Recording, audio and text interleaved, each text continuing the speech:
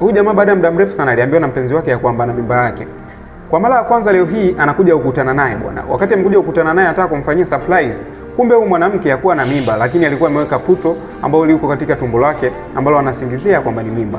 Kitu ambacho kilikuja kutokea ni kwamba kwa bahati mbaya ile puto likapasuka. Wakati limepasuka, jamaa akashtuka, akajua kitu kilichopasuka kiko nyuma yake. Wakati amegeuka nyuma, huyu mwanamke akawa ameinama chini. Baada ya kuinama chini, kumbe kuna mwanamke mwingine alikuwa yuko pembeni, alafu ana maputo mengi. Na aliona aokoe jahazi, akaamua kumuokoa mwanamke mwenzake kwa kumletea puto jipya aliweke tumboni.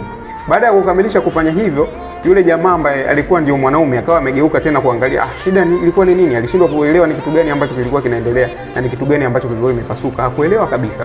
Ndipo akaamua arudi kwa mpenzi wake. Amerudi kwa mpenzi wake, akawa ameongea naye, akaona yuko na mtu mwingine wanazungumza. Jamaa akasema, "Ngoja niingie kwanza hapa shop, kuna kitu naenda kununua." Wakati ametoka ameenda kununua, ndipo huyu mwanamke akabaki na huyu mwanamke ambaye alikuwa na maputo, ambaye alikuwa ni muuza maputo. Akawa amemshukuru sana, lakini pia akampa kiasi kidogo cha fedha kwa ajili ya shukrani. Baada ya mwanaume kutoka na kwenda pembeni, kumbe alikuwa ameenda kuongea na simu. Akawa amewapigia marafiki zake pamoja na ndugu, akiwa anajisifia kwamba yule mwanamke wake kweli ana mimba na alikuwa na furaha kweli kweli. Lakini wakati anaendelea kuongea na simu, akiwa anaelezea furaha alionayo rafiki zake pamoja na ndugu zake, kuna mwanamke mfanya usafi ambaye alishuhudia tukio zima la yule mwanamke akiwa hana mimba lakini ametia puto tumboni. Huyu mwanamke kutokana na hali ya umbea ambayo alikuwa nayo na vile pengine alikuwa amependa kumsanua huyu mwanaume, ama tuseme alikuwa amechukia kile ambacho amekifanya mwanamke mwenzake, akaja kumchana ukweli huyu mwamba na kumwambia kwamba yule mwanamke ambaye upo naye ama yule mchumba ambaye upo naye, yule mwanamke hana mimba na ile sio mimba, ile ni puto ambalo ameliweka tumboni.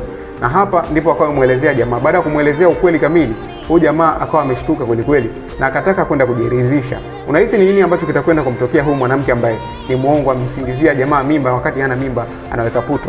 Weka maoni yako hapo chini. See you next time. My name is Kalesa Star. Hakikisha umenifollow ili kupata sehemu